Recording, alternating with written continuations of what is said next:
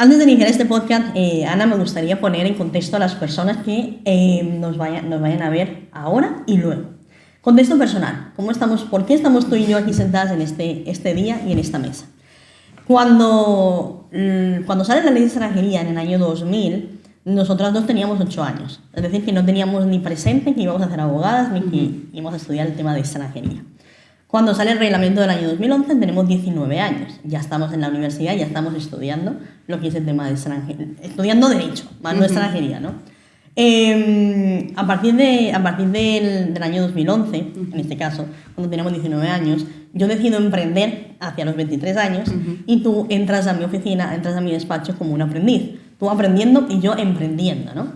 Para mí es importante que estés hoy aquí porque yo decido emprender, tú entras a mi despacho, la primera vez que tomas extranjería, la primera vez que tienes la toma con esta materia. En este caso estoy muy orgullosa de estar aquí contigo porque realmente al haberte enseñado toda esta materia, el haberte visto cómo tú has podido aprender, cómo tratas a los clientes, cómo te esfuerzas en cada trámite que haces, es un orgullo para mí y por eso para mí sigue siendo un orgullo que estés aquí conmigo en esta mesa hablando sobre este nuevo tema que vamos a hablar. Me siento muy orgullosa de ti, muchas gracias por estar aquí conmigo y espero que este podcast no sea el primero, sea el primero de muchos y que podamos seguir ayudando a las personas y que podamos seguir pues, informando a las personas de una forma veraz, sobre todo. El tema de hoy, ¿qué vamos a hablar? Hoy hablaremos sobre el reglamento de extranjería, el nuevo y el antiguo. Haremos una comparación entre el reglamento, el de siempre, desde el año 2011, y el nuevo reglamento de extranjería. ¿Cómo vamos a hacer esta división? Hablaremos por bloques para que la gente lo pueda entender. Haremos un bloque sobre arraigos, hacemos un bloque sobre estudiantes, sobre la nueva utilización de familiares de ciudadanos españoles, hablaremos de disposiciones transitorias, hablaremos de visados y finalmente haremos unas conclusiones sobre este nuevo reglamento, por lo menos hasta lo que sabemos a día de hoy. Pongámonos en contexto en el año 2011. En el año 2011 estábamos liderados por el PSOE, en ese caso por Zapatero. Ahora también lo estamos por PSOE, por Pedro Sánchez, pero tienen forma de liderar muy diferente. En ese momento también, en el año 2011, estábamos con la ley antitabaco, la ley que prohibía fumar en espacios públicos. También se redujo la edad de jubilación de 65 a 67, es decir, se aumentó y también provocó varias controversias. Posteriormente también hubo en Lorca un terremoto donde hubieron muchos muertos, hubo un robo en este caso en la iglesia de Santiago de Compostela, del Código Calistino, y a final de año 2011 hay elecciones generales y sale el PP como nuevo partido político liderado por Mariano Rajoy. Es decir, que iniciamos ese 2011 con un nuevo partido político. Supone un cambio claramente para el mundo de extranjería, porque al cambiar de partido político estamos hablando que también se crean nuevas normas encaminadas a unos objetivos muy diferentes.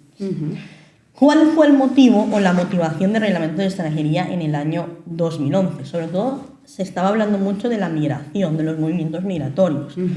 En ese nuevo reglamento del año 2011, como te decía al principio, veníamos de una ley del año 2000 y salió un reglamento 11 años después, estaba muy enfocado en las personas que estaban dentro de España. Es decir, personas que estaban de forma irregular, que en ese caso se regularizaban desde España. De hecho, el propio reglamento habla de que había un descenso de peticiones de fuera en comparación con las que estaban dentro de España. Es decir, se notó que había mucha gente en España que pedía muchas autorizaciones. También es importante este reglamento porque empezó a introducir temas de tecnología, temas de plataforma, de crear una tecnología común para presentación de expedientes, ya en el año 2011, ¿no? Lo compararemos más adelante con el año 2024, ¿no? Con las plataformas que hay en Mercurio, para nacionalidades, etc. Pero ya en ese año 2011 se hablaba de esas pequeñas como avances tecnológicos. Uno de las importantes o figuras importantes que introdujo el reglamento del año 2011 fue el arraigo familiar. Y es la primera vez que se regula el arraigo familiar, y también se habla de la trata de seres humanos, que fue la primera vez donde se introducen esos dos conceptos. Como todo reglamento y como toda norma nueva, lo que quiere es innovar, lo que quiere es dar más seguridad jurídica, lo que quiere es agilizar y lo que quiere es pues dar un poquito más de margen a los ciudadanos y a los asesores y a los abogados para que podamos asesorar bien a los clientes. Sin embargo, la parte cuando sale el reglamento del año 2011 cumplió las expectativas que queríamos en ese momento. En principio sí las cumplió, porque reguló muchas figuras, reguló muy bien el procedimiento. Recordemos que veníamos del año 2000 con la ley de extranjería, donde anunciaba mucho tipo de autorizaciones, más no matizaba en concreto qué procedimientos y requisitos y documentos eran necesarios. Este reglamento para mí fue un reglamento muy atractivo, cumplió muchas expectativas, creó muchas figuras y podemos decir que realmente sí cumplió las expectativas de ese momento. Venimos con el reglamento del año 2014, del año 2024. Era muy esperado este reglamento. Recordemos, año 2011 hubieron bastantes instrucciones hasta la fecha que, bueno, al final tenemos un reglamento de extranjería con muchas instrucciones, aproximadamente 30 instrucciones complementarias a ese reglamento del año 2011. ¿Qué pretende el reglamento del año 2024? Pretende, ahora mismo, volvemos al contexto personal, tenemos tú y yo 32 años en este caso, y ahora ya tenemos un momento mucho más maduro personal y profesionalmente, y podemos entender el porqué de este nuevo reglamento. Este nuevo reglamento pretende crear un documento único, pretende que a la hora de asesorar, a la hora de poder atender a un cliente, nos remitamos únicamente a este nuevo reglamento de extranjería. ¿Cumplirá o no cumplirá esas expectativas?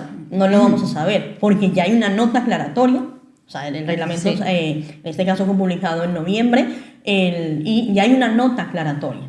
Es decir, que puede 15 ser... días después de salir, ¿eh? 15 días después ya hay una nota aclaratoria de este reglamento que tiene como objetivo ser un único texto normativo. Su exposición de motivos también subraya la necesidad de agilizar procesos, como te decía. La mayoría de normas nuevas lo que pretenden es agilizar procesos, dar seguridad, dar entendimiento, reducir tiempos, reducir documentación, porque había mucha documentación duplicada en los expedientes de extranjería, y lo que pretenden también es esa parte de cómo simplificar los procedimientos. Y sobre todo, lo veníamos comentando esta mañana cuando estábamos preparando este podcast también, adaptar mucho el derecho español al derecho europeo. Exacto. Es uno de los objetivos primordiales con este nuevo reglamento, y se ha notado a lo largo de todo el texto normativo. Vemos cómo están haciendo esta incorporación. Vemos cómo van haciendo incorporaciones europeas, y vemos cómo seguramente se prevé más incorporaciones de directivas europeas a este reglamento. Pregunta clave, que creo que la responderemos al final de este podcast, es ¿cumplirá o no cumplirá este nuevo reglamento en las expectativas que en un principio nosotros los asesores, nosotros los abogados queríamos que cumpliera? ¿Tú crees que cumplirá? ¿No cumplirá? Lo veremos, lo veremos, porque al final yo creo que tenemos un tiempo larguísimo de este reglamento. Para que vuelvan a modificar un reglamento, a lo mejor pueden pasar 11 años muchos más. Años, yo creo. Esperemos que no sea necesario, pero también esperemos que no hayan 50 instrucciones complementarias a ese nuevo texto, porque al final lo que hace es un poco dificultar nuestro entendimiento y nuestro trabajo, en esa normativa. Bueno, yo creo que un poco he hecho la introducción de este podcast para que la gente pueda entender qué pasa en 2011, qué pasa ahora, y podamos iniciar esta comparación con el reglamento anterior y con el reglamento nuevo. Así que, como decía al principio, vamos a hacer este podcast en bloques para que las personas que nos vean ahora y nos vean después puedan entender cuáles son los temas que vamos a tratar ahora. Empezamos con el primer bloque. En este caso hablaremos de visados y disposiciones transitorias de tu mano. Exacto. Y adelante, Ana, explícanos. Bueno, en primer lugar, Diana, darte las gracias por permitirme estar hoy aquí soy la abogada que soy gracias a ti, eso es una realidad absoluta. Yo cuando llegué a la oficina, lo recuerdo perfectamente, no es que no tuviera mucha idea, es que tenía cero idea en extranjería, así que todo el aprendizaje, toda la paciencia, toda la capacidad que tú has mostrado hacia mí es, bueno, incalculable y te estoy enormemente agradecida, ¿vale? Eso es lo primero que te quería decir, porque es lo que es realmente la realidad, es una realidad personal que nos envuelve y por la que estamos hoy aquí. En relación con el primer bloque, efectivamente, vamos a tratar de las disposiciones transitorias y vamos a hablar de los visados. Antes de entrar a detallar las disposiciones, tenemos que saber qué es una disposición transitoria. Una disposición transitoria es una normativa que lo que nos prevé es o nos explica o protege los derechos de los ciudadanos, o en este caso de los extranjeros, que ya han sido adquiridos. Es decir, hace como una protección a una transición normativa. Ahora tenemos que pensar que va a entrar en vigor una nueva normativa, pero tenemos ya una en activo, con lo cual nos interesa que los ciudadanos no vean ese cambio brusco. Entonces, las disposiciones transitorias lo que hacen es proteger al ciudadano en ese sentido, ¿vale? Entonces, como te decía, tenemos 5 disposiciones transitorias, una derogatoria y 4 finales, ¿vale? Entonces, entramos con las iniciales, que son las transitorias. Estas disposiciones transitorias, la primera nos habla sobre la validez de las autorizaciones. Respecto a esta validez, lo que nos dice es que todo extranjero que ahora mismo tenga una tarjeta de residencia, por mucho que entre en vigor la nueva normativa, la validez de la tarjeta va a ser la misma. Es decir, cuando me caduque ya veré si renuevo o qué es lo que hago. Es decir, no porque entre la nueva normativa mi validez de la tarjeta se caduca automáticamente, ¿vale? Igual lo trasladan a la disposición transitoria segunda, es decir, ¿qué pasa con esas autorizaciones que yo he presentado? ¿Qué va a pasar cuando entre la nueva normativa? Entonces ahí es donde muy bien tú estabas diciendo, o sea, 15 días después de que se publique esta nueva normativa, tenemos ya una nota aclaratoria. El día 2 de diciembre hicieron esta primera nota aclaratoria. Entonces, esa primera nota aclaratoria lo que nos indica es todas las autorizaciones que yo haya presentado antes de la entrada en vigor de esta nueva normativa, se le aplicará la normativa de ese momento. Todas las autorizaciones que yo presente a partir de la entrada en vigor, se aplicará la nueva normativa. Pero claro, ¿qué es lo que sucede? Si yo presento una autorización y no me han respondido, no me han resuelto el expediente a la fecha de entrada en vigor del nuevo reglamento, lo que dice esta nota aclaratoria es que si yo lo solicito, es decir, si el ciudadano lo considera, puede pedir que se le aplique la nueva normativa. ¿Vale? Entonces, ahí ya estamos haciendo ese matiz a la aplicación de nueva normativa. Si me es más favorable, ¿no? Si me es más favorable, pero claro, si yo pido la aplicación, tengo que saber si cumplo o no con los requisitos. Correcto. Porque no es aplicas nueva normativa y ya está. O sea, soy consciente de que se me van a aplicar los nuevos requisitos de los procedimientos que tú nos vas a comentar en un momento. Entonces, claro, está prevista esta nota aclaratoria, pero cuidado con ese punto porque, bueno, el ciudadano tiene que tener claro de si se le aplica o no la nueva normativa. Si vamos con la disposición transitoria tercera, hemos hecho la primera, la segunda, la tercera, nos habla específicamente de los arraigos familiares y las tarjetas comunitarias. Más de lo mismo, es decir, va a haber una nueva figura que vamos a entrar a hablar, que son de los familiares de ciudadanos españoles, y lo que nos dice es que las personas que sean titulares de arraigos familiares o tarjetas comunitarias no pasa absolutamente nada. Va a entrar en vigor la nueva normativa, pero no tengo que solicitar otra tarjeta como familiar de persona española. Es una pregunta la preguntaban mucho, ¿no? Sí, o sea, hemos tenido muchos clientes que decían, ¿y qué hago ahora? Y tengo que volverla a pedir y no pasa absolutamente nada. Se te mantiene la misma tarjeta, pero es una figura que entra en funcionamiento a partir de mayo. Correcto. ¿Vale? Precisamente allí es donde entra también la disposición transitoria cuarta, que nos habla específicamente de los familiares de españoles. Pero no vamos a entrarla ahora mismo a detallar, porque prefiero, si te parece bien, la tratamos en el bloque 4, que es donde vamos a entrar en esta figura y la vamos a comparar con el arraigo familiar y la tarjeta comunitaria. ¿Vale? Entonces lo dejamos ahí en stand-by. Entonces, la última disposición transitoria, que es en este caso es la quinta, lo que nos controversia con la bueno, quinta. esto ya es nos habla de los arraigos y nos habla también de la protección internacional. ¿Qué es lo que sucede?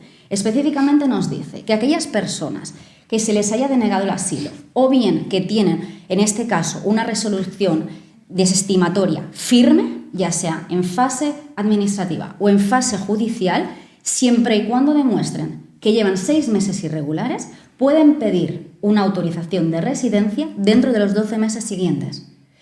Claro, o sea, esto fue como una bomba. O sea, cuando esta disposición... Y lo sigue siendo. Y lo sigue siendo, y hay muchos foros de abogados que están ahí activos, porque realmente esto veremos cómo se desarrolla en la práctica y veremos cómo lo van a llevar a cabo. Pero esta previsión es un nuevo procedimiento, es un procedimiento específico que lleva muchísimas ventajas para las personas que vienen de asilo, que les han denegado, porque claro, únicamente me vas a pedir 6 meses. Correcto, de estancia regular. Exacto. Entonces, claro, ya va a haber una disyuntiva con, claro, las otras personas van a tener que acreditar un tiempo mínimo, que es lo que nos vas a explicar de los arraigos, pero en este caso no.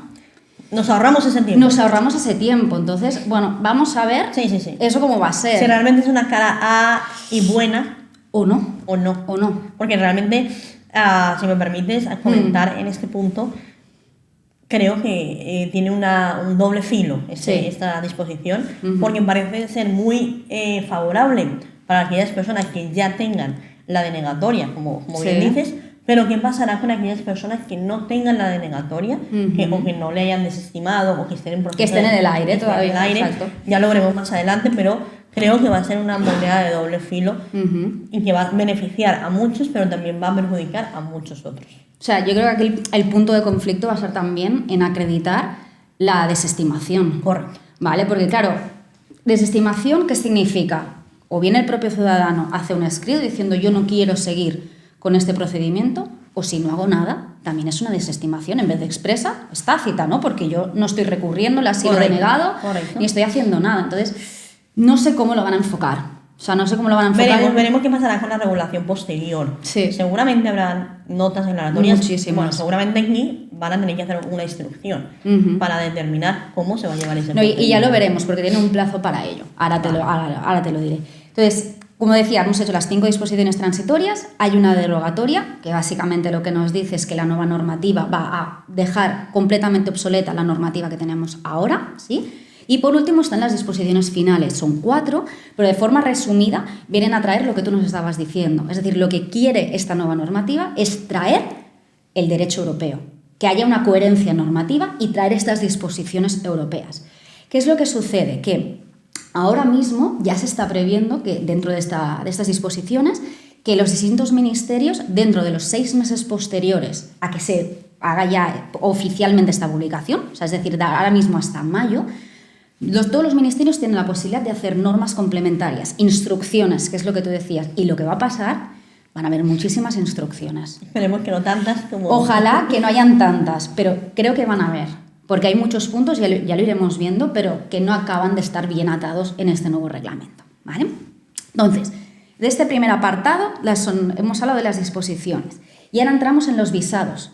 Que no estaban regulados en el antiguo reglamento del año 2011. Exacto. Entonces, sino que ahora son nuevos. Exacto. Es la primera vez en toda la historia de extranjería que hay un apartado específico para los visados. Correcto.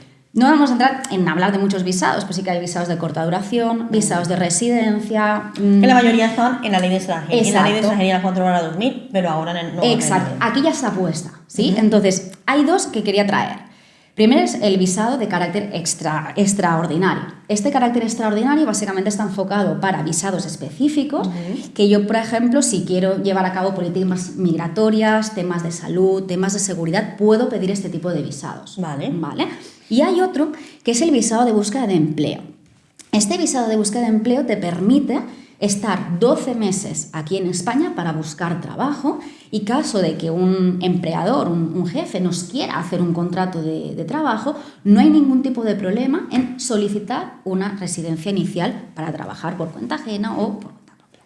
El visado lo pido desde el país de origen, ¿no? Exacto. Okay. Y me lo dan para yo estar aquí. Para pero claro, para buscar empleo. Exacto. O sea, es decir, simplemente voy a estar aquí buscando trabajo. Pero claro, no todo el mundo va a poder acceder a este visado, ¿vale? Lo que nos prevé específicamente es para hijos o nietos de españoles de origen y también para determinados colectivos o ámbitos específicos. ¿Vale? Es decir, no hay una previsión global, sino que específicamente va para este colectivo determinado. ¿Vale? Entonces, como te decía, hay muchos visados, han previsto este título que está muy bien, es muy extenso, o sea que con lo cual, por ese lado, chapó, porque está ahí esta primera previsión, pero sí que es verdad que, bueno, caso de que tengamos que tramitar algún visado, sobre todo delimitarnos bien, requisitos y demás, y ojalá que no haya mucho desarrollo en cuanto a este tipo de visados.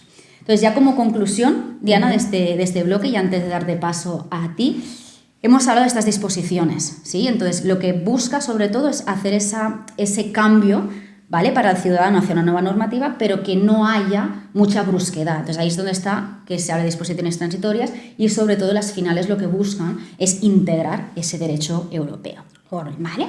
Entonces, te doy paso a ti para tratar este bloque 2, en el que nos hablarás de los arraigos actuales y también de las nuevas figuras de arraigo. Perfecto. La verdad es que, un poquito como para concluir lo que tú dices, exactamente venimos a hablar que España necesita ya adaptar mucho el derecho europeo al derecho español, al derecho nacional. Entonces, vamos a empezar a hablar sobre los arraigos, una de las figuras o uno de los temas que a la hora de organizar este podcast nos planteamos, ¿no? Como dije al principio, no vamos a hablar de todas las figuras que hay en el reglamento de extranjería, porque deberíamos tener muchas horas para poder hacerlo, pero sí que nos vamos a centrar ahora en los arraigos. Cuando yo inicié a preparar este podcast, me di cuenta de que la comparación que yo iba a hacer no era dual, era tripartita, porque tenía que tener en cuenta el reglamento de extranjería del año 2011, tenía que tener en cuenta el Real Decreto 629/2022, que introdujo modificaciones, y el nuevo reglamento de extranjería. Entonces, me tocó tener 3 pantallas para poder hacer la comparación hasta la fecha. Entonces, empecemos con el reglamento del año 2011. Venía a regular genuinamente el arraigo laboral, el arraigo social y el arraigo familiar. 3, ¿vale? En este caso, el Real Decreto, el 629/2022, introduce lo que es el arraigo para la formación por primera vez en España, y una autorización nueva también para nosotras, que traía consigo claramente cosas buenas, cosas malas, y que durante la práctica hemos podido ver que ha sido favorable, y en algunos aspectos también nos ha tocado pues, tener muchas controversias con este nuevo arraigo. Y ya, por último, el reglamento de extranjería, el que entra en vigor en mayo, trae 5 arraigos. El arraigo, en este caso, sociolaboral, el arraigo social, el arraigo para la segunda oportunidad, el arraigo familiar, y en este caso también traerá lo que sería el arraigo de la segunda oportunidad. O sea, 5 arraigos, lo repito: arraigo para la segunda oportunidad, arraigo familiar, arraigo sociolaboral, arraigo social y arraigo, en este caso, para la formación. 5 arraigos. Empecemos con un poquito lo que traen la normativa general o lo que tienen en común esos arraigos. Lo primero es que todos van a tener una duración de 1 año. Que es diferente.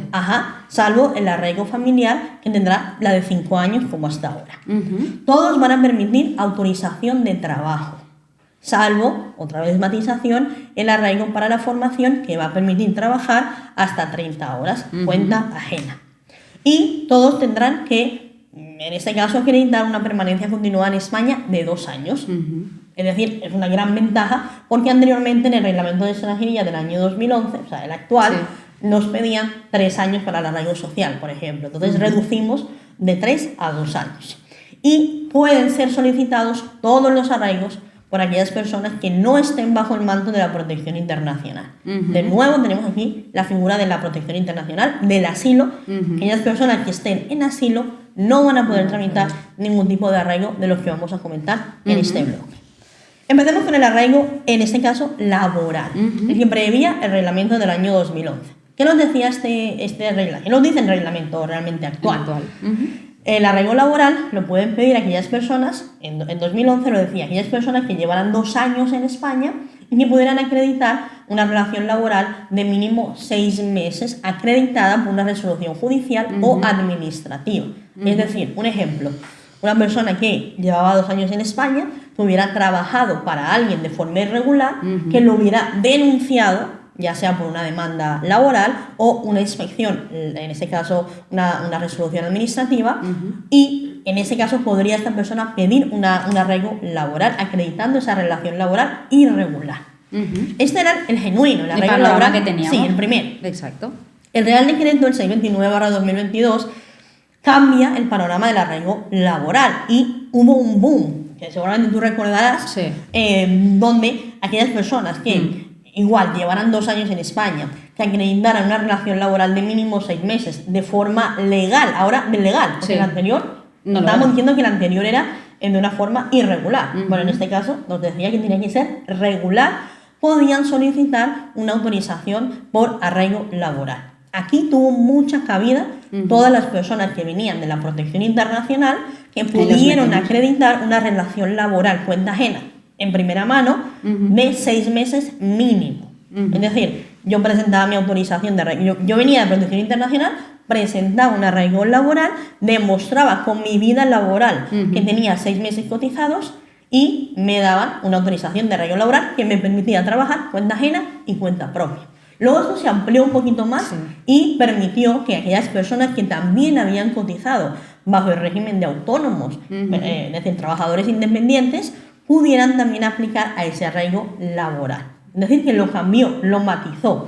Y esto permitió que muchas personas que estaban en la situación de protección internacional pudieran acogerse a ese arraigo laboral y regularizarse por esa vía, dejando de banda lo que sería la protección internacional. ¿Qué nos encontramos ahora en el nuevo reglamento? Yo cuando estaba haciendo el podcast intentaba como comparar las figuras para ver cuál se asemejaba un poquito más a esta figura del arraigo laboral. Bajo mi punto de vista, el que se asemeja un poquito más es el arraigo para la segunda oportunidad. Es un arraigo nuevo arraigo para la segunda oportunidad, donde aquellas personas que no hayan podido renovar su autorización por causas razones X que no sean por seguridad pública, en este caso, es decir, que no hayan cometido delitos o no estén sentenciados, puedan solicitar una autorización nueva, esa segunda oportunidad, ¿vale? Y puedan, en este caso, tener una autorización nueva. Nos dice la ley que, en este caso, puede pasar también que una persona haya sido, por ejemplo, con sentencia absolutoria, nos pueden pasar, ¿no? Muchas veces, a lo mejor nos encontramos en un pleito judicial, pero salgo absuelto, no salgo condenado, sino absuelto, también van a poder presentar este arraigo para la segunda oportunidad. Yo en este caso pensaba que este arraigo para la segunda oportunidad, desde mi punto de vista, va a tener que tener algunas matizaciones. Una no, ni dos. Yo creo que va a tener muchas. Recordemos el arraigo laboral. Nos pedía un mínimo de cotizaciones. Tanto el del 2011 como el del año 2022 nos pedía unas cotizaciones mínimas de 6 meses, ya sea irregular o ya sea irregular. Nos pedía que lo demostráramos esa relación laboral. Y este arraigo para la segunda oportunidad simplemente nos dice que si yo no pude renovar mi autorización, por las razones que fuesen. Mi autorización no viene de las circunstancias excepcionales, es decir, no viene de ningún arraigo, y en este caso no tengo la oportunidad de renovarlo por las causas que sean, yo pueda pedir este arraigo para la segunda oportunidad. Te pregunto, ¿qué te amerita o qué piensas tú de este nuevo arraigo para la segunda oportunidad? ¿Para quién piensas que va destinado este arraigo de la segunda oportunidad? Yo creo que ha enfocado precisamente a estas personas, ¿no? Es decir, que habían tenido una tarjeta de residencia, por la razón que sea, pues no la han podido renovar, es decir, causas ajenas a ellos o no cumplían los requisitos, etcétera, etcétera. Pero sí que es verdad que para mí, o sea, cuando hice igualmente como tú la lectura, o sea, para mí lo deja como mucho en el aire. Sí. ¿No? Es decir, creo que va a haber mucha matización, va a haber mucha instrucción. Seguro que la va a haber. O sea, estoy completamente segura, porque queda como muy, como te decía, ¿no? Queda como en el aire esta figura y se tiene que prever específicamente para quién está enfocado y qué requisitos en detalle tienen que cumplir. Entonces yo creo que sí que va a haber mucha matización, Diana. Correcto. Y yo también creo que el hecho de que cuando uno no puede renovar una tarjeta, cuando tú no puedes renovar, normalmente ¿por qué causas son? Bien, porque a veces pasa que se nos pasa el plazo para poder presentar las renovaciones. Sí. A ver, no es lo normal. No, pero ayer, por ejemplo, llegó una clienta a la oficina. Estaba en el día, cuando nosotros tenemos para renovar, lo normal son 60 días, 90 días para renovar. Esta chica estaba en el 91. Vale, está fuera de plazo. Está fuera de plazo, con lo cual, ¿por qué las razones? Se le ha pasado. Vale. Pero bueno, también es una oportunidad que tiene de volver a tener una autorización. Correcto. No pasa mucho. No es lo normal. No es lo normal. Normalmente la gente te llama siempre antes, previamente a la caducidad de la tarjeta para decirte, mira, ayúdame a renovar, ayúdame. Eso es. No pasa. Pero sí que creo que va mucho al colectivo que en algún momento tuvo estos antecedentes que fueron absolutorios, porque al final A ti te pueden, tú puedes tener un juicio sobre un delito en concreto, pero no ser Pero no ser culpable. condenado, no ser condenado. Entonces, claro, Exacto. ¿qué pasa con el sistema español? Que aunque tú no seas condenado, quedan antecedentes penales. Exacto. Entonces, claro, esto me impide exacto. poder renovar a una persona que estaba absuelta. Entonces, creo que también va muy destinado a ese colectivo de que les permita esa renovación. Esa segunda oportunidad. Esa segunda Exacto. oportunidad. Pasemos ya al arraigo social, ¿vale? O sea, ya hemos dejado de banda el arraigo, en este caso, para la segunda oportunidad, y pasamos al arraigo social. ¿Qué decía el reglamento del año 2011? Bueno, creo que todo el mundo lo sabe, ¿no? Unas personas que llevaran 3 años en España, que tuvieran un contrato laboral, que no tuvieran antecedentes penales, que tuvieran informe de arraigo social, ¿vale? O vínculos familiares. Exacto. Hasta entonces era lo que se pedía, ¿vale? Repetimos, que llevaran 3 años en España, que tuvieran contrato laboral para ese momento, 40 horas, duración mínima de 1 año, que no tuvieran antecedentes penales y que pudieran demostrar el informe de arraigo social o vínculos familiares en España. Ese era el básico. Para entonces, aquí hay que puntualizar, Ana, y es que para entonces no había o no estaba la reforma laboral que posteriormente se llevó a cabo. Para entonces los contratos eran de obras o eran eventuales, por eso se matizaba tanto que el contrato tenía que durar mínimo 1 año.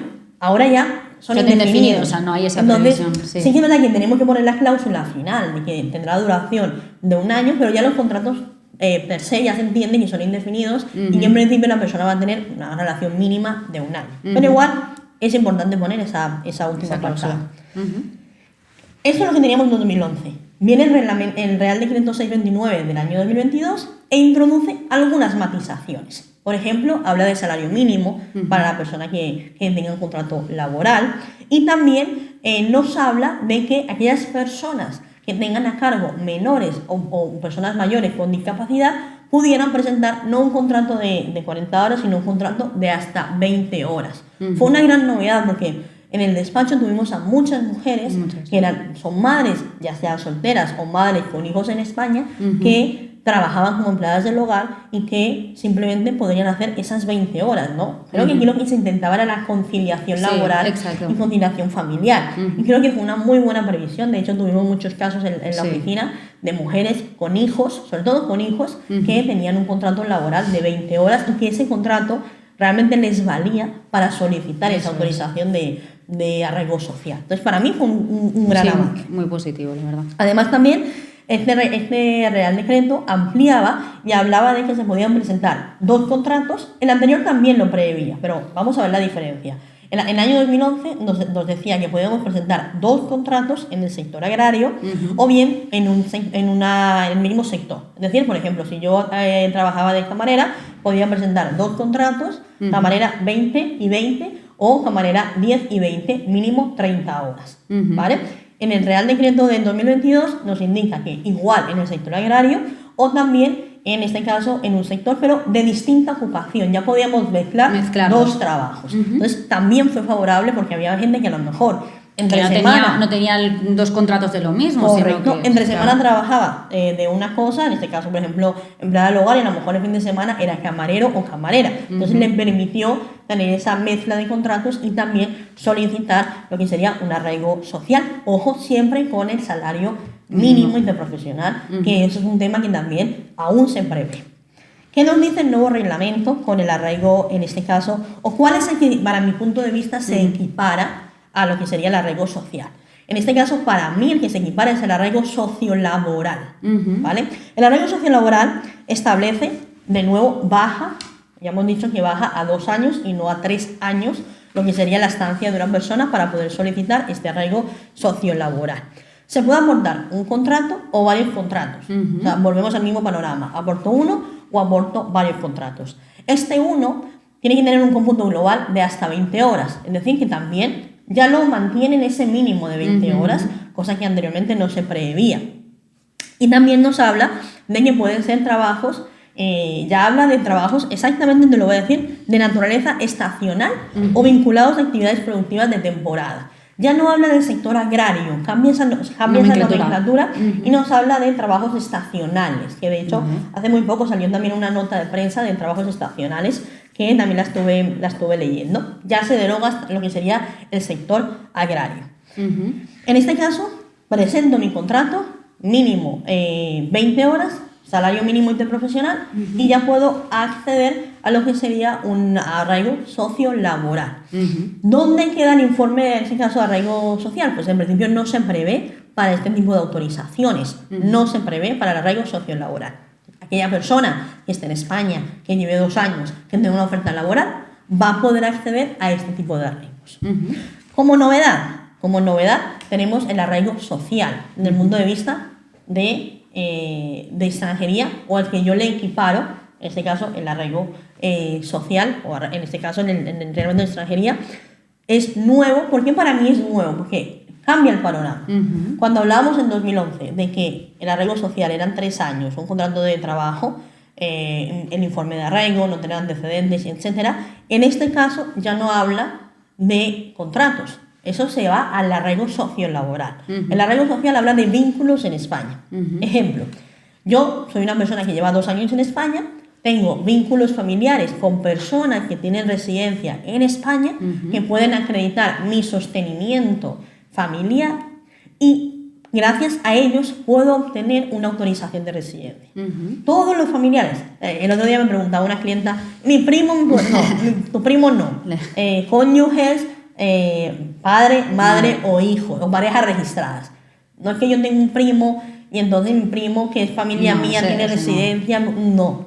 Y tenemos que acreditar el 100% del IPREM para toda la familia, y ahí claramente hacer cálculos de que efectivamente esa familia puede sostener a un miembro más, ¿vale? Es importante que sepamos que pedimos este arraigo social, que ahora sí, genuinamente es por vínculos familiares, pero también puede pasar que yo no tengo vínculos familiares. Entonces la pregunta es, si yo no tengo vínculos familiares en España, llevo, en este caso, los 2 años, no tengo una oferta laboral, ¿qué panorama me queda? En este caso tenemos el primer panorama, que sería un arraigo social, pero acreditando medios económicos propios, míos. Mis medios económicos sin acreditar vínculos familiares, ¿vale? En este caso, la gran pregunta que yo te haría, Tiana, es ¿cómo acredito yo, siendo irregular, que tengo medios económicos y que además matiza el reglamento que tienen que estar disponibles en España? Es prácticamente imposible. Es decir, la mayoría de clientes que tenemos, o sea, lo que son medios económicos es dinero que tienen ellos en país de origen. Correcto. Y tuvimos un caso en la oficina. Y fue así. Entonces, claro, ¿cómo acreditamos que esta persona tiene capacidad económica para plantear este arraigo? Para mí, o sea, no está bien previsto esto, porque claro, no estamos pensando en esos extranjeros que no pueden abrir cuentas bancarias. Por ejemplo, hay muchas entidades que no te dejan. Entonces, aquí es donde tienen pasaporte. Tienen pasaporte, entonces no quieren abrir cuentas bancarias con esas personas. Y eso es una realidad. Sí, claro. Entonces, ¿dónde nos ubicamos? Quizá la solución de avales o de préstamos personales, quizá, porque también es una forma de acreditar que tengo esos medios económicos. Correcto.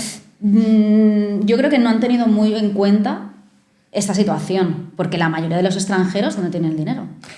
También dice la normativa que si la persona acredita medios económicos propios y cumple lo que dice el artículo 84 del reglamento, se prevé o se puede entender que estamos hablando de una autorización de residencia cuenta propia. Exacto. Entonces, es lo que hablábamos tú y yo esta mañana. Se presume que la persona ha trabajado de forma irregular por cuenta propia y por ende le aplico esta normativa y le doy una autorización de arraigo social porque trabajó, porque tiene el dinero. Yo creo que este en concreto sí va a tener también un desarrollo instructivo, porque no queda claro. O sea, lo lees no, tú, lo lees en diagonal, lo lees, no hay forma. No se termina de entender cómo voy a acreditar medios económicos que estén disponibles en España una persona irregular y que muchos bancos no quieren abrir cuentas bancarias a personas irregulares. Pero no solo a ellos, o sea, hacemos un paréntesis, pero los estudiantes, por ejemplo, tampoco podían. Hasta hace poco. Entonces, ¿cuál es la solución? Veremos qué pasa con este arraigo social, que ahora cambia. Ahora cuando hablemos de arraigo social ya no pensaremos en contrato, sino que pensaremos en vínculos familiares, en dinero, claro, que es o en dinero de los familiares. Claro, que es lo que conocíamos hasta ahora como arraigo social extensivo, que lo llamábamos. Correcto. Pero ahora ya lo han previsto como un arraigo social. Y el extensivo del que tú hablas del año 2011 no permitía trabajar, pero este sí. Este sí. Es una gran ventaja también el poder, vale, mis familiares me dan soporte económico, mis familiares me puedo acreditar, en este caso, el vínculo, y me va a permitir trabajar. Creo que va a ser interesante también el hecho de que se pueda trabajar y va a haber cabida a muchas personas que estaban en esa situación. Exacto. Arraigo familiar, ¿vale? El arraigo familiar del año 2011. ¿Qué preveía el año 2011? El año 2011 preveía dos supuestos. El primero era de aquellos padre, madre o tutor de un menor de nacionalidad española que conviva con él, o bien que tuvieran, en este caso, que estuvieran libres de las cargas paternofiliales de ese menor. Ejemplo básico que teníamos en la oficina. Un padre o una madre de un niño que tenía nacionalidad española, que vivían con él y que podían ellos solicitar un arraigo familiar. La mayoría de esos niños venían con una nacionalidad por presunción. Exacto, lo solicitábamos en registro. En este caso, los países le permitían solicitar la nacionalidad del menor porque quedaba apátrida, entonces España lo acogía como español nacional. No podían quedar sin una nacionalidad. No podían. Entonces los padres aprovecharon esa situación para arraigos familiares. El segundo supuesto era sobre lo que serían los hijos de españoles originariamente. Tuvimos también un par de casos en la oficina donde la madre era gallega, la madre creo que era gallega, y ella era originariamente española. Ellos vinieron de Venezuela, pudimos acreditar esta situación de que la madre era originariamente española y obtener los arraigos familiares. Que en principio los daban por un año. Esto lo dieron por un año. En cambio, los de la letra A, que eran los niños, los daban por 5 años. Llega el Real Decreto 629/2022 y hace un boom. Hace un boom esta figura. ¿Por qué hace un boom esta figura? Porque no solamente incluye lo que hemos dicho hasta ahora, padre, madre de menor, hijos de originariamente españoles, sino que además incluye dos supuestos más. El primero, que era aquellos que tuvieran una relación con una persona española, parejas registradas, hijos mayores o menores de 21 y ascendientes hasta los 65 años y más de 65 años también podían entrar por el arraigo familiar. Y el segundo supuesto era para aquellas personas que prestaran apoyo para personas con discapacidad y que lo pudieran demostrar, en este caso, notaría o judicialmente. Entonces, ¿qué pasó? Que fue el primer intento de la normativa española de cambiar a los españoles, atraerlos a la normativa española, porque hasta ese momento, o sea, hasta el año 2011, los españoles iban por la regulación del Real Decreto 240/2007, que era el reglamento de familiares de comunitaria. Entonces, claro, parecía que teníamos un reglamento de extranjería, pero los españoles no entraban en este reglamento, sino que tenían que irse a otra normativa. Esto, claro, era un poco incoherente, pero esto estuvo desde el año 2011 hasta el año 2022. En el 2022 entra este Real Decreto, amplía este arraigo familiar y hay un montón de peticiones de familiares españoles por arraigo familiar, donde entró la pareja, donde entró el matrimonio y donde también entraron muchos ascendientes. Papás y mamás, exacto. Tuvimos un boom de padres y madres que tenían menos de 65 y más de 65 años y se regularizó a muchas personas con esa edad. Entonces, fue benefició a muchas personas. Yo creo que generó un gran impacto positivo. Sí. Pero es el primer intento, como te decía, de atraer la figura de los españoles a nuestro reglamento y de que no se fueran, no se esparcieran en un Real Decreto diferente en este caso, al nacional. Con respecto a esto, ¿qué pasa ahora con el arraigo familiar? El reglamento ahora, el nuevo, el del año 2024, deja de banda todas estas figuras que hemos visto hasta ahora, la del hijo español, padre o madre de un hijo español, la de ser originalmente español, hijo de un español, la del cónyuge, pareja registrada, padres, hijos, también el de la personal de apoyo, y lo desplaza. Todo esto lo veremos en las autorizaciones de familiares de españoles. Ahora el arraigo familiar, totalmente cambiado, nos habla de menores que tengan la nacionalidad de un Estado miembro, por tanto un niño francés, holandés, se amplía, exacto. ¿Vale? Pueden presentar los padres de estos niños una autorización de residencia por arraigo familiar. O bien una persona que preste apoyo a una persona, en este caso también con nacionalidad del Estado miembro, que sea familiar de esa persona y que esa persona tenga una discapacidad reconocida. Entonces, claro, ya no hablamos de españoles, el arraigo familiar ya no habla de españoles, habla de comunitarios. Son comunitarios. Gran pregunta, ¿por qué me regulas aquí los comunitarios y no lo regulas en el reglamento en este caso, de los comunitarios?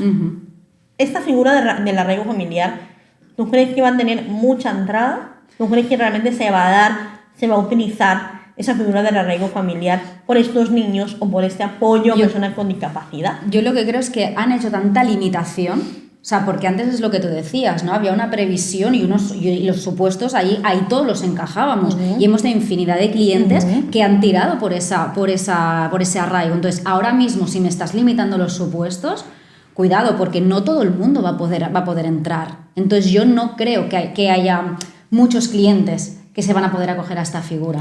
Es rara. Es extraña. Sí, porque lo que decíamos esta mañana cuando tomábamos café era un niño que ya es francés, exacto, que ya es holandés, normalmente viene de un padre que ya tiene esa nacionalidad. Correcto. Exacto. Entonces esta persona, vamos por régimen comunitario, Punto. no iríamos por régimen general, un arraigo familiar. No. Yo creo que se dará, por ejemplo, te pongo un ejemplo así que se me puede ocurrir, a lo mejor una persona extranjera de un tercer país que se casa con un francés o un holandés, ese niño adquiere la nacionalidad del padre, por ejemplo, la madre es extranjera, no tiene documentación, entonces ahí. Sí. ¿Van a haber muchos casos? No lo sé. No hemos tenido tantos casos de niños menores con una nacionalidad de un Estado miembro. Tampoco estaba regulado, también es verdad que tampoco estaba regulado tan bien. Pero veremos si habrá o no habrá muchas peticiones. Y luego la segunda, que era la de una persona de apoyo a personas con discapacidad, ya lo reguló el Real Decreto de 629. Hablaba de personas españolas que en este caso estaban asistidas por una persona extranjera. Y en este caso tendría que ser una persona con discapacidad reconocida, que la persona extranjera le presta apoyo a esta persona, pero que tiene que ser familiar. Vale. En el Real Decreto del 629 de 2022 no hablaba de un familiar, hablaba de una persona extranjera que brinda apoyo a una persona española. Pero no centraba en familiar. Pero no centraba en que sea familiar. Es lo que tú y yo decíamos.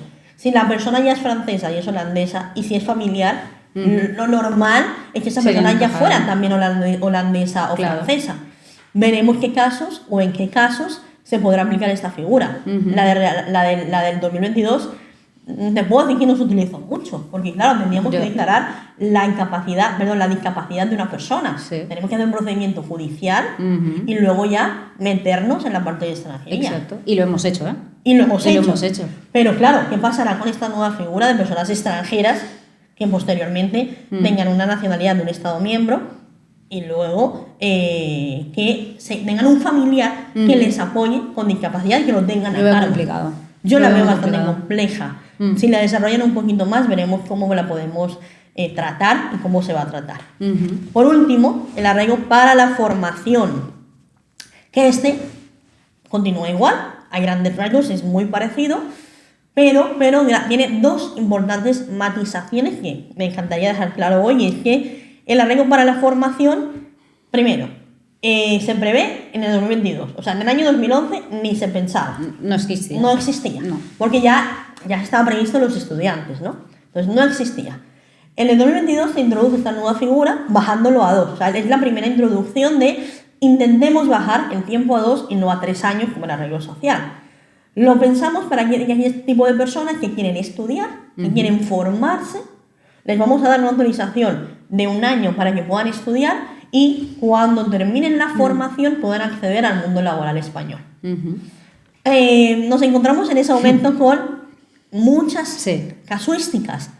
Personas que llegan al despacho para hacer un arraigo para la formación, que quieren estudiar, pero claramente también querían trabajar. Entonces, claro, esto no te permite trabajar. Entonces, ¿solo voy a estudiar? Sí. 1 año, pues lo que dure la formación, lo que durara la formación. Y cuando la formación acabara, ya podían cambiar una autorización inicial, cuenta ajena, que de hecho estaba pensado para cuenta ajena. Claro, muchas personas no utilizaron esta figura porque si tenían que estudiar y no podían trabajar, ¿para qué? ¿Cómo vivían? Exacto. ¿Cómo vivían? ¿Cómo se podían, no? ¿Cómo podían compatibilizar la vida, en este caso la vida personal, y poder seguir estudiando. No, y subsistir. Correcto. O sea, Entonces, en el año 2024 se introduce en esta figura, en el año 2022, la 2024 la mejora. ¿Por qué la mejora? Porque nos dice que el arraigo para la formación lo podrán hacer aquellas personas, igual que quieran hacer una formación, pero les va a permitir trabajar hasta un máximo de 30 horas. Es decir, que ya podemos hablar de que yo podré formarme, podré trabajar, y hay algo que la normativa no dice, y es si tengo que trabajar de lo que yo estoy estudiando o no. No lo deja claro. Por tanto, como abogados, eso como ya intérpretes de la ley, podemos entender de que no estoy obligada a trabajar para de lo que yo he estoy estudiado. estudiando. Veremos qué pasa en la práctica, ¿no? También, si se podrá o no se podrá hacer. Pero hay un pero en este arraigo para la formación. Parecía muy bonito. Yo voy a estudiar, yo voy a trabajar, lo tengo todo, voy a estudiar y voy a trabajar. Pero resulta que nos piden un informe de arraigo social. ¿Para qué? O informe de integración social. ¿Y para qué lo piden? Gran pregunta. ¿Para Es que qué no. piden un informe de integración social donde yo tengo que demostrar estar integrada, en este caso en Cataluña, donde estamos nosotras, acreditando las 45 horas de catalán? ¿Por qué me lo piden ahora? ¿Por qué no lo pedían en el año 2022? El por qué lo piden ahora y por qué no lo piden antes, realmente no lo sabemos, porque si yo ya voy a formar, yo ya me voy a integrar. De hecho, las formaciones, en arraigo para la formación, habían formaciones tanto privadas como también formaciones que brindaba el SEPE o brindaba el SOC. Eran formaciones, de alguna forma, pues para integrarme en la sociedad, para poder entrar al mundo laboral. Sí, esa inserción. De hecho, la normativa lo decía. Ocupaciones que de alguna forma permitan entrar al mercado laboral y yo ya me voy a integrar. Por ende, ¿para qué necesito yo un informe de arraigo si yo ya me voy a integrar con esta formación? Yo creo que no sé qué desarrollo le van a dar. Claro, explicación. veremos qué pasará. Sí. Veremos qué pasará porque el tiempo. ¿Acuerdan de los arraigos sociales? Cuando pedimos un informe de arraigo social, estuvieron tardando casi un año en emitir un informe de arraigo social. Sí. Entonces, claro, si yo pido para formarme, yo tengo ya a las puertas una matrícula, voy a empezar a estudiar, pero tengo que solicitar un informe de arraigo social, Entonces, es que al es final se me va a imposible. pasar la matrícula y al Exacto. final no voy a poder inscribirme en ese curso, no voy a poder hacer la formación porque estoy esperando que el ayuntamiento me emita lo que sería el informe de arraigo social. Veremos qué pasa. Tenía buen aspecto el arraigo para la formación. Iba bien hasta aquí. Tenía buen aspecto, pero hay una piedra en el camino. Sí. Cuando yo lo leí, realmente me quedé sorprendida porque pensé, lo releí y pensé, no puede ser que me pidan un informe de arraigo ahora. Sí. Pero es el caso del arraigo para la formación. Luego el reglamento matiza más situaciones, ¿no?, que se daban, ¿no? ¿Cuándo puedo pedirlo? Habla de 2 meses antes de que inicie la formación. También se nos dio el caso de muchas personas que el arraigo para la formación, si lo pides hoy, te lo conceden hoy, te lo dan de hoy hasta un año. Y ya está. Entonces, O sea, ¿qué pasaba? Es lo que nos ha pasado con muchos clientes. Muchos clientes Exacto. que, claro, la formación no acababa hoy. No, y tenemos un cliente ahora mismo que le ha pasado esto. Es un chico que justo la formación termina ahora en febrero. O sea, se lo dieron de año por año y ya está. Es que es así, el arraigo para la formación es Sin año mirar, a año. sin mirar el tiempo de estudios, ¿qué es lo que pasa? Que ahora mismo él no puede modificar. O sea, se le ha caducado la tarjeta ahora en diciembre, no ha podido presentar la modificación, que era el objetivo de hacer ese cambio, porque no tiene un certificado de aprovechamiento. Porque la terminará en formación no febrero, termina. la formación no ha acabado, con lo cual no puedo hacer ese salto. Fue uno de los errores que yo vi en arraigo para la formación. Si yo lo pido hoy y me lo dan de aquí a un año, claro, mi formación no acaba de aquí a un año. Claro. Tenían que haber previsto de alguna forma, como los ¿Qué estudiantes, pasa en esa situación? Claro. como los estudiantes, que al final los estudiantes les dan la autorización por lo que dura la formación. Exacto. Claro, el arraigo para la formación me lo daban de fecha a fecha y, como tú dices, yo ahora no tengo un certificado de aprovechamiento. ¿Qué es lo que le pasa a él? Porque el curso está continuando. El curso termina en junio. El reglamento de extranjería nuevo sí que lo prevé. Nos dice cuando son formaciones oficiales, tienes que presentarlo 2 meses antes de que inicie la formación. Es decir, ya empiezan a ver que realmente van a necesitar ver esa formación específica para dar ese tipo de autorizaciones. También la darán por un año y va a permitir ese trabajo que creo que va a ser beneficioso para muchas personas, pero sobre todo que se preparen con el informe de arraigo social. Y otra cosa, o sea, entiendo que se van a poder prorrogar. lo que son estos arraigos, todo tipo de arraigos se van a poder prorrogar, sí. Pero no se va a poder modificar, ¿no? Se va a poder prorrogar siempre y cuando la formación así lo solicite. Es decir, por ejemplo, si yo tengo una formación y la formación dura 2 años, yo voy a poder prorrogar este arraigo para la formación. Pero los demás arraigos no los voy a poder de alguna forma alargar. Voy a poder prorrogarlos por causas que no veremos en este podcast, pero se van a poder prorrogar. Ya hablaremos más adelante si podemos o no podemos modificar, que de hecho la normativa también dice que no se van a poder modificar los arraigos.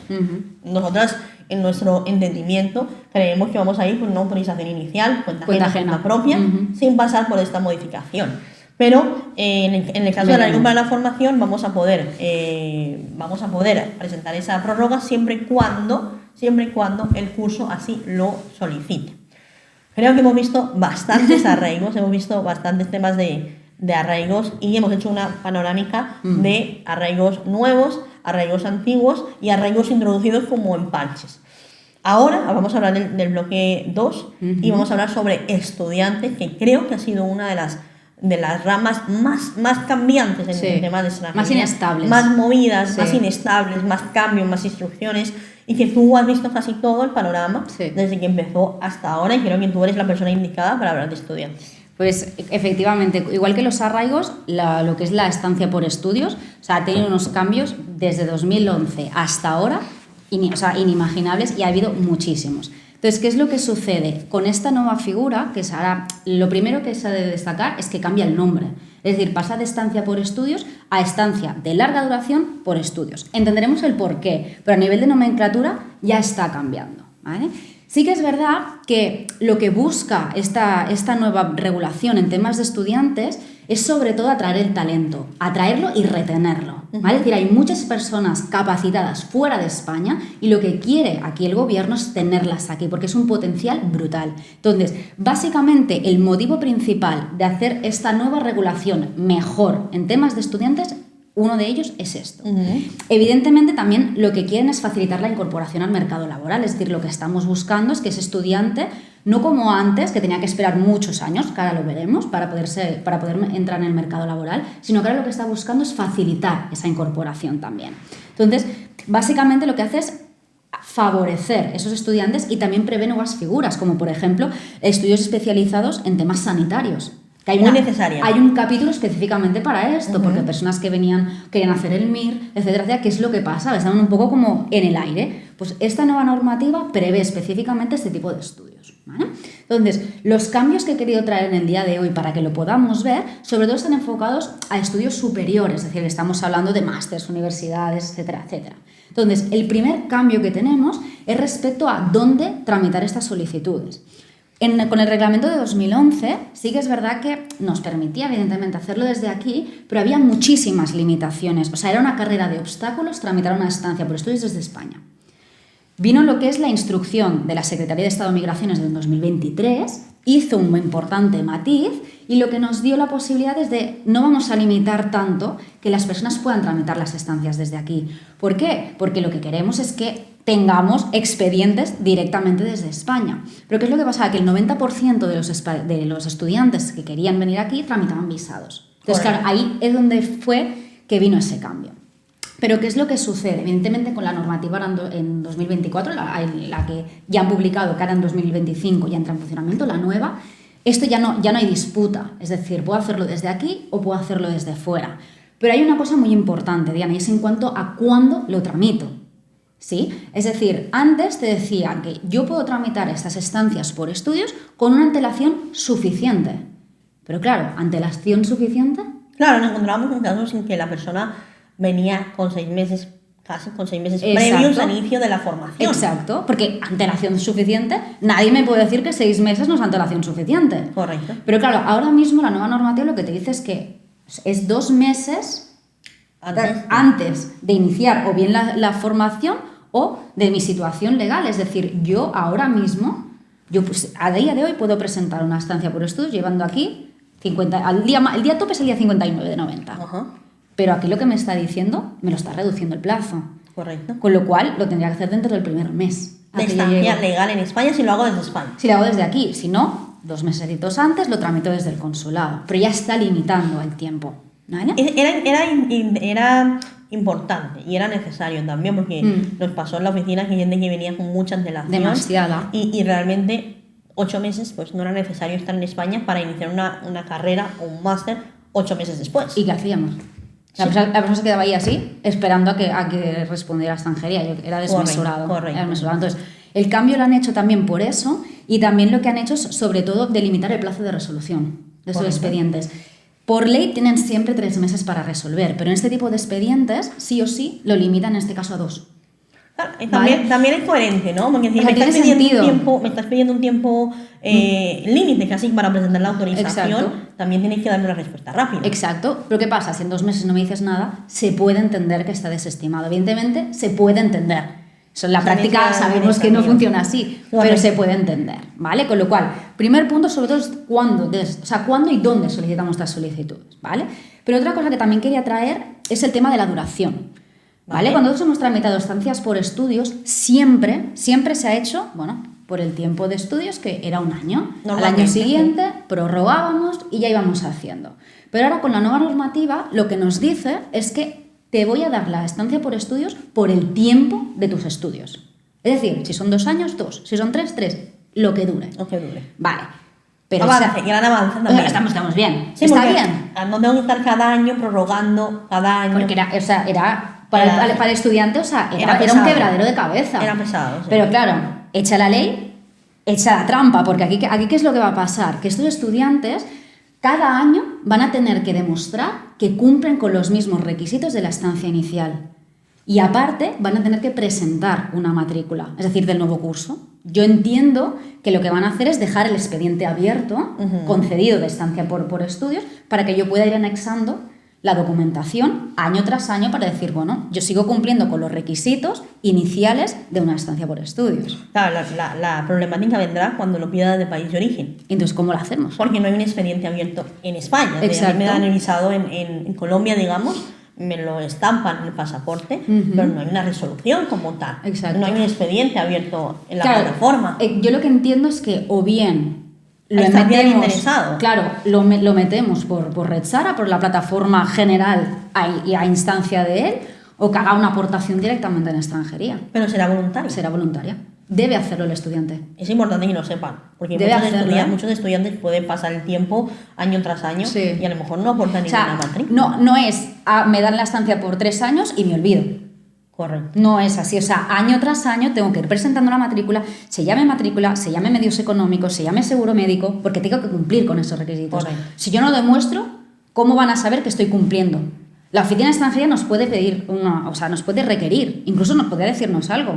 Claro, el hecho de que yo presente alguna documentación me expongo a que ellos también me requieran. Exacto. Bueno, realmente lo quieren hacerme como un control, entiendo. Yo entiendo que es un control y me parece bien. Sí, claro. Pero bueno, también es decir, amplían la duración, pero hay ese matiz en cuanto a los requisitos.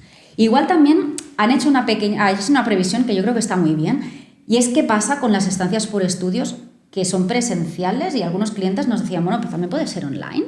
¿O qué es lo que pasa ahí, ¿no? Entonces, la nueva normativa lo que nos prevé específicamente es que se puede hacer presencial y se puede hacer online. Pero ojo, es decir, cuando se trate sobre todo de estudios universitarios, ¿vale? Ahora entraremos, mínimo el 50% tiene que ser presencial. Entonces, claro, ahí muchos clientes nos decían, bueno, ¿y si es 100% online? Porque el resto de casos que nos prevé la normativa pueden ser online. Correcto. Bueno, en principio se prevé esta modalidad híbrida, ¿vale? De presencial online, pero sí que es verdad que veremos cómo desarrollan este punto, porque muchos clientes nos decían, bueno, pero yo puedo hacer una estancia por estudios online desde mi país. Claro, si yo puedo estudiar online, ¿por qué no lo puedo tramitar desde allí? Entonces, veremos a ver cómo lo van encajando, ¿vale? Igualmente, también lo que se ha hecho muy bien es prever un artículo específico en tema de trabajo para estudiantes. Hay un artículo que es el 57 que nos dice, nos habla sobre el acceso al empleo de personas titulares de este tipo de autorización, ¿vale? Entonces, básicamente lo que nos dice es, bueno, estas personas ya pueden acceder al mercado laboral, ya te preveo que accedan 30 horas, ¿sí? Pero tenemos que tener en cuenta de dónde partimos. Primero, los estudiantes, cuando iniciamos lo que es el reglamento en 2011, eran 20 horas. Correcto. Pero para determinadas... 20 horas y vamos a ver. Compatibilizando. Exactamente, ahí con matiz. 2023, me dices, bueno, te mantengo las 20 horas, pero para determinados supuestos. estudios superiores y demás. Con lo cual me haces una listita, ¿vale? Pero en 2024 ya ni listas ni listas. Todos los estudiantes van a poder acceder, ¿vale? ¿Qué es lo bueno? Que muchos estudiantes nos dicen, bueno, pero es para trabajar por cuenta ajena, es decir, yo puedo con un contrato trabajar para alguien, ¿o cómo lo hago? Nos permite trabajar por cuenta ajena y por cuenta propia, ¿vale? Es una cosa que no saben muchos estudiantes. Claro, entonces claro, muchos estudiantes como, bueno, yo trabajo para alguien y ya está. Bueno, pero también puedes trabajar para ti. Sí, ser autónomo. Bueno, entonces también está previsto y la nueva normativa lo deja. Porque sí que es verdad, Diana, que antes pasaba eso, es decir, el estudiante iba prorrogando año tras año, ¿sí? Y cuando él quería acceder al mercado laboral, o se esperaba 3 años, hacía esa modificación, o lo que tú muy bien decías, hacía una compatibilización. Una compatibilización. Claro, ahora mismo eso es impensable, es decir, el estudiante en el momento en el que termina los estudios puede acceder a este tipo de residencia inicial para trabajar por cuenta ajena o por cuenta propia, ¿vale? Con lo cual esa previsión ya la están haciendo. Y también, ¿qué pasa con los medios económicos? Hasta ahora, y de toda la vida, hemos tenido acreditar el 100% del IPREM. Pero claro, con nuestro dinero, certificados en cuenta bancaria, con mínimo 7.200 euros.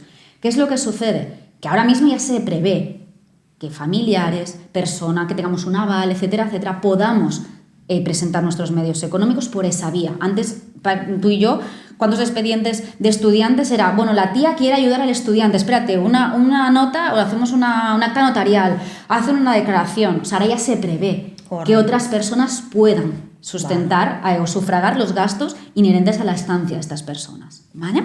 Era interesante, también importante esa matización. Sí. Porque siempre estaba la duda.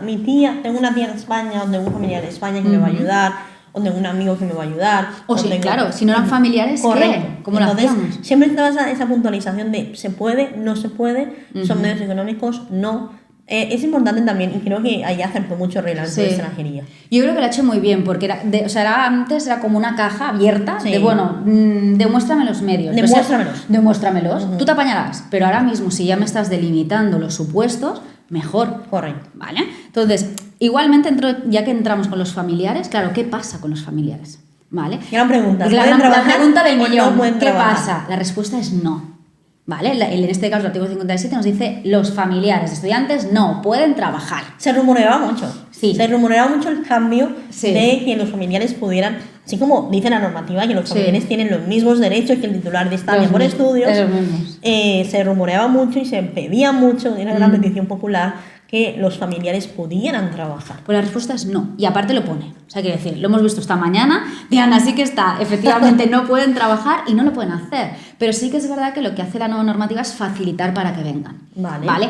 Antes era muchísimo más restrictivo, en 2011 era como un quebradero de cabeza que los familiares vinieran. 2023 amplía los supuestos, nos da más flexibilidad y ahora en 2024 pueden venir sin ningún tipo de problema. Lo que sí es qué personas, ¿no? El cónyuge, la pareja, de hecho, los hijos, ¿vale? Es el rango que nos movemos, o sea, no está pensado para nadie más, salvo ese. Sí, y el núcleo familiar. El núcleo familiar, exacto. Y en este caso, lo que también nos indica es que cuando damos una autorización, en este caso a un familiar de un estudiante, el tiempo va a estar sujeto al del estudiante. Correcto, claro. Dependerá de esa principal. De esa principal, ¿vale? Con lo cual, igual, lo pueden hacer desde fuera o desde aquí, pero ese es el matiz que tienen que tener, o sea, irán sujetos al estudiante. Evidentemente ya cuando vayan a finalizar ese tiempo pues van a poder modificar o lo que sea para poder trabajar, cosa que con el nuevo reglamento no van a poder y no están pudiendo. ¿Vale? Ya no se preveía tampoco. Y no. Creo que no está previsto que realmente esto vaya a pasar. Yo es que no creo que lo vayan a dejar. O sea, creo que lo han dejado así y tampoco creo que se dan mal. Porque al fin y al cabo, claro, un estudiante viene con un familiar, claro, tú vienes a acompañar a esa persona. Claro, vienes a acompañar, pero luego también tiene que subsistir, tiene que vivir. De ahí viene la problemática de que puedan trabajar. Exacto. En teoría, lo genuino del estudiante es que el estudiante trae dinero para poder subsistir y para poder vivir en España. Trae dinero para él y trae dinero para su familia. Claro, ¿qué pasa en España? Que nos encontramos con una realidad totalmente diferente a la de los países de origen, Colombia, Ecuador, Perú. Cambiamos de moneda a euro y todo es más caro. Entonces, claro, la persona que venía conmigo a mi lado, mi esposo o mi esposa, claro, tendrá que trabajar. Por eso también se pedía que pudieran trabajar para poder aportar al núcleo familiar. Yo creo que aquí lo que deberían haber hecho al menos es dejarles un mínimo. Quizás sí. Un mínimo. 10, 20 horas. 20, déjame 20. Sí, pero sin posibilidad de trabajar, no sé yo, o sea, no creo que fuera la solución. Creo que Sí, ahí porque al había final es la una familia oportunidad. que tiene que subsistir también. Claro. Es que eso es lo que tú dices, o sea, hay que acreditar medios económicos del estudiante y del familiar. Correcto. Pero estamos hablando de, pueden ser hijos, cónyuges, o sea, entonces, ¿qué significa? Que si no llego a los medios económicos para mi familia, ¿me traigo a la mitad? ¿O me traigo a uno? ¿O lo dejo allí? Claro. O a la hora también, por ejemplo, de renovar estas autorizaciones, claro, he de demostrar medios económicos. ¿Y cómo lo hago? Volver a demostrar medios económicos. Claro. Si la persona que está a mi lado no puede trabajar o no ha podido trabajar, entonces solo dependen de mis medios económicos. Pues yo te digo, o sea, yo creo que aquí hay una, o sea, mi crítica es esta, deberían haber previsto al menos un mínimo, algo Sí. para esos familiares, ¿vale? Y ya como último punto, sí que es verdad que también en los estudiantes, es lo que muy bien tú estabas reflejando al inicio, quieren enfocar y traer de alguna forma normativa europea, ¿vale? Y en toda la transición, o toda la explicación, mejor dicho, de los estudiantes, prevén esta situación de queremos adaptar el derecho de la Unión Europea. ¿Vale? Entonces también está previsto. Entonces, como conclusión de este bloque, Diana, para mí, lo que es la estancia por estudios, la estancia de larga duración por estudios, ahora mismo es muchísimo más flexible, es más eficiente que la que teníamos. Eso es verdad, porque hay cuestiones que es lo que hemos visto, se han detallado en gran medida, pero sí que es verdad que lo que está favoreciendo, yo creo, sobre todo es al sistema económico y sobre todo también a que los estudiantes puedan acceder en mayor facilidad al mercado laboral. Pero esta figura, como tú muy bien decías, no es la única que ha sufrido importantes cambios. Hemos tenido los arraigos, ahora hemos hablado también de los estudiantes, y ahora hay una nueva figura que es para los familiares de personas de nacionalidad española. Nueva figura de reglamento que también era muy esperada. Era necesaria porque hablábamos antes, cuando hablábamos de los arraigos, que el arraigo familiar tuvo una mezcla boom en el año 2022. De repente metemos a las parejas de hecho, de repente metemos a los ascendientes y no quedaba clara por qué vía teníamos que ir, si íbamos por arraigo familiar o íbamos por familiar de comunitario. De momento eso quedó abierto y teníamos expedientes que presentábamos por arraigo familiar, presentábamos por familiar comunitario. Un poco discreción, a nuestro entender. Sí, y a veces también a petición del propio cliente. ¿No? El cliente decía, yo quiero presentar este expediente por arraigo familiar o yo quiero presentar este expediente por familiar de comunitario. Pero que al fin y al cabo nosotros no dejamos de ser comunitarios. Correcto, es que no dejamos de ser comunitarios, esta es la cuestión actual, ¿no? Ahora mismo que tenemos arraigo familiar, familiar de comunitario. Yo puedo presentar arraigo familiar o familiar de comunitario. Eso es lo que hay hasta ahora. Lo que los diferencia básicamente son que en el arraigo familiar no me piden medios económicos, mientras que en el familiar comunitario sí me piden medios económicos. En el arraigo familiar tengo que presentar los antecedentes penales, en el familiar comunitario no. Entonces son diferencias, sobre todo documentales, porque al fin y al cabo dan la residencia por 5 años en los dos casos y ambos también me dan acceso a la nacionalidad española, si soy latinoamericano, a los 2 años. Entonces, no hay grandes diferencias entre uno y otro. ¿Qué vimos tú y yo en la práctica? Que el arraigo familiar daban la resolución a efectos desde que yo me concedían la autorización. O sea, con defecto retroactivo. Correcto. En cambio, con el familiar comunitario, es al revés, perdón. Como tú decías, pero al revés. En el arraigo familiar me daban la residencia desde la concesión, en cambio, en el familiar comunitario me lo tiraban hacia atrás. Exacto. Por tanto, yo ganaba en meses de residencia. Por eso muchas personas querían ir por familiar de comunitario, porque si yo presentaba hoy y me resolvían 6-8 meses, esos 6-8 meses atrás me lo reconocían. Por tanto, a la hora de pedir nacionalidad me contabilizaba ese tiempo. Entonces, eso es lo que tenemos ahora. Ese es el panorama ahora. ¿Qué nos dice la disposición que estabas explicando anteriormente? La disposición transitoria cuarta, que es la que regula específicamente la nueva figura, lo que nos dice es que podemos acceder a esta nueva autorización siempre y cuando la persona lleve aquí, o esté aquí en España, y lo podamos hacer dentro de los 6 meses que estamos aquí, ¿vale?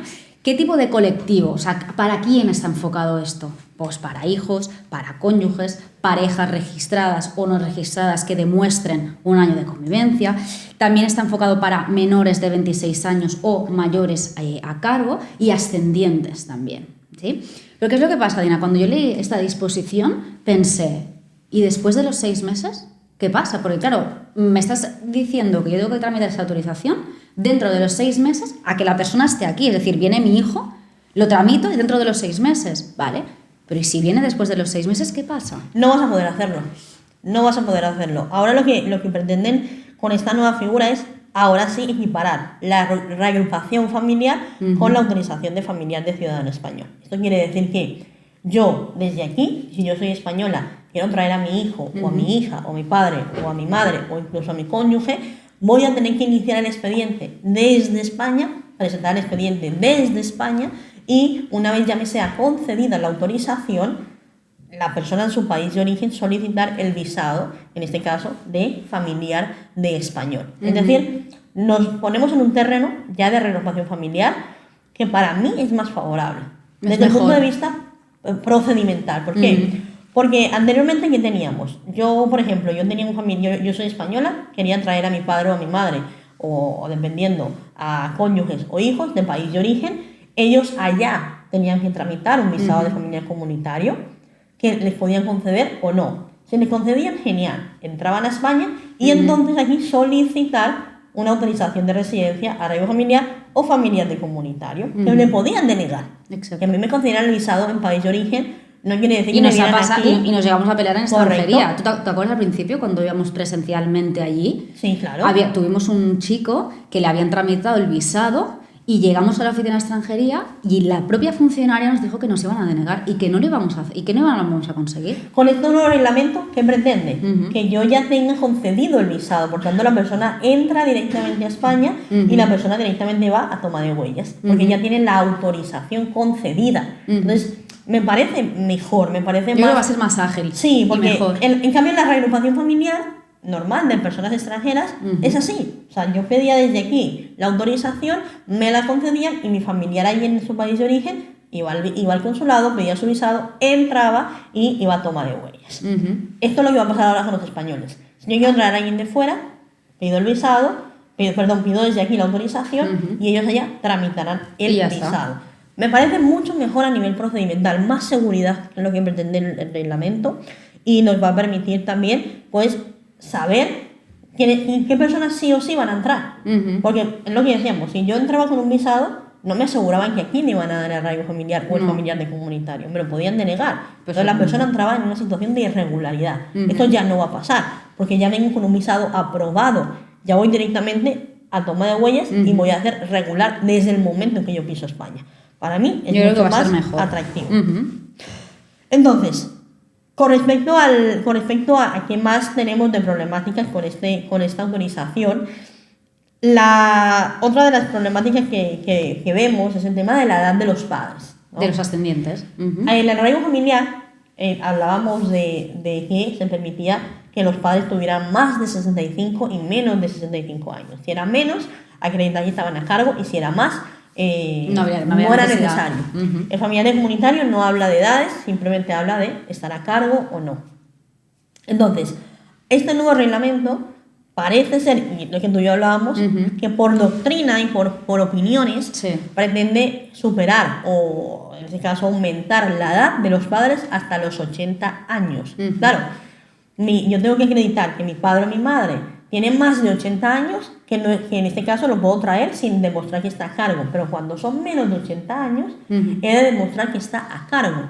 Claro, es una edad muy avanzada. Es demasiado. Son 80 años en este caso para poder acreditar que la persona puede venir porque yo soy española y yo quiero traer a mi padre o a mi madre.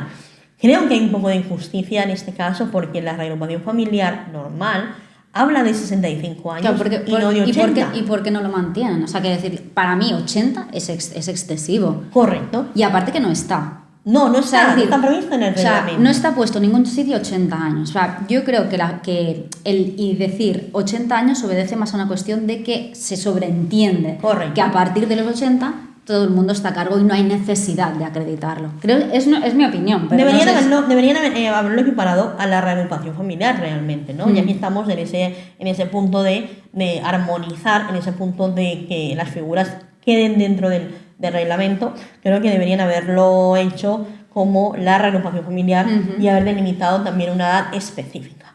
A partir de ahí, yo creo que esta nueva regulación, veremos qué sucede con ella, veremos qué pasa con ella, pero creo que va a tener matizaciones también y va a tener notas aclaratorias. A partir de aquí, Yo no sé si tú quieres matizar algún tipo de opinión sobre el arraigo familiar. Si tú crees que era mejor esa versión o es mejor esta versión del familiar de español. Yo creo que no hemos entrado en detalles. O sea, No. no hemos entrado en qué nos van a pedir, cómo será el procedimiento de familiar de español, porque creemos que esto va a tener un desarrollo mucho más grande. Sí. Pero me gustaría saber tu opinión con respecto al arraigo familiar.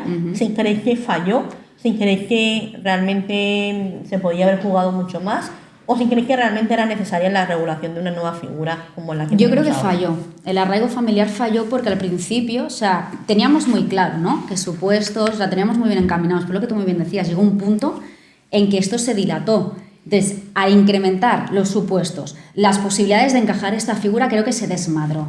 Para mí, a nivel legal se desmadró. Entonces, ¿qué pasa? ¿Que ha fallado? Sí. Ha fallado porque, quizá por avaricia, ¿vale? Es decir, cuando una figura no encaja dentro de los supuestos y queremos regularizar más cosas, queremos añadir más cosas, se nos va. Y creo que aquí el arraigo familiar se ha ido de las manos. Entonces, creo que la nueva regulación, veremos a ver cómo la acaban encajando, pero puede ser una buena herramienta para que esto no vuelva a pasar. Y también lo que decíamos tú y yo, no dejamos de ser comunitarios. ¿Qué pasa con el régimen comunitario? ¿Desaparece, no desaparece? De momento es que no está.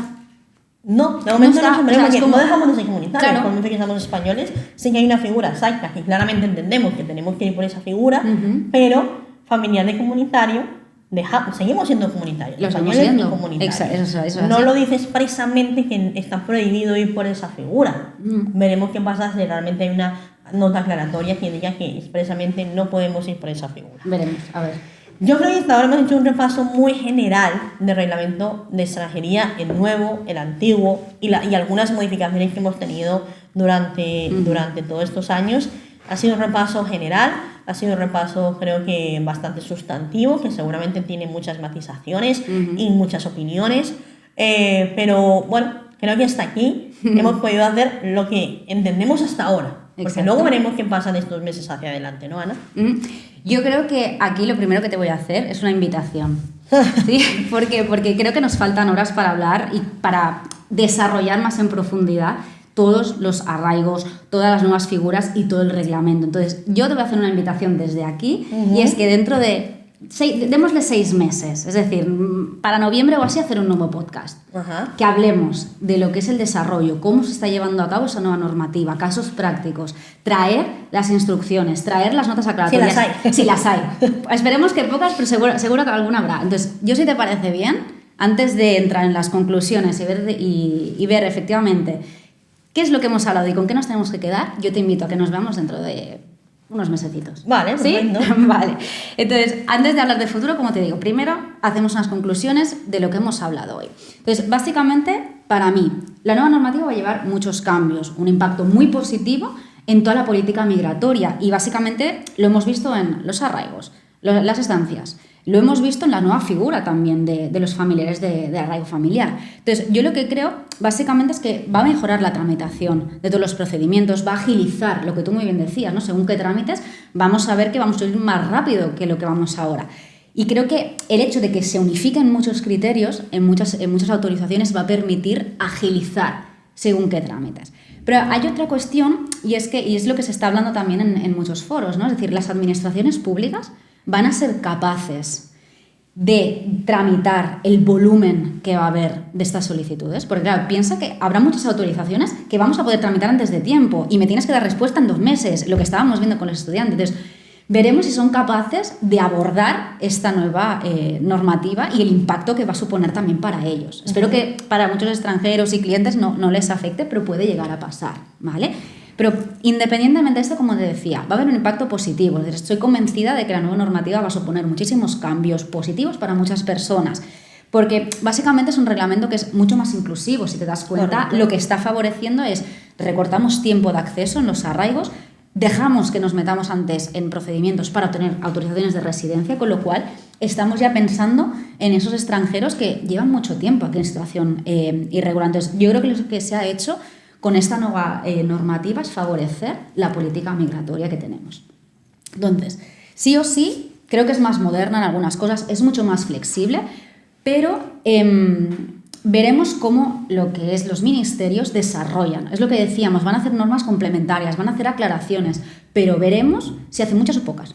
Ya lo veremos. Para mí, Diana, es mi opinión, no sé qué opinas, qué piensas tú, pero un reglamento que tiene mucho desarrollo, muchas disposiciones aquí o muchas notas, que tiene mucho desarrollo posterior, muchas normas complementarias, para mí no es un buen reglamento, ¿vale? Quizá, si hay mucha aclaración, deberíamos haber esperado a publicarlo, ¿vale? O sea, no sé qué opinas tú, pero yo creo que bueno, veremos si hay mucho desarrollo o no.